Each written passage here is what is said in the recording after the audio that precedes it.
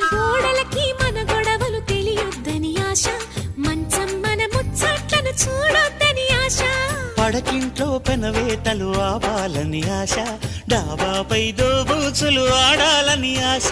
డాబాపైకెక్కాక దాహాలే పెరిగాక, వెన్నెల్లో తడిశాక వెచ్చంగా మరిగాక, ముద్దుల్లో మునిగాక మును ముందుకు వెళ్ళాక, గుణకారం చేశాక ఘనకార్యం జరిగాక, అది కాస్త తెలిసాక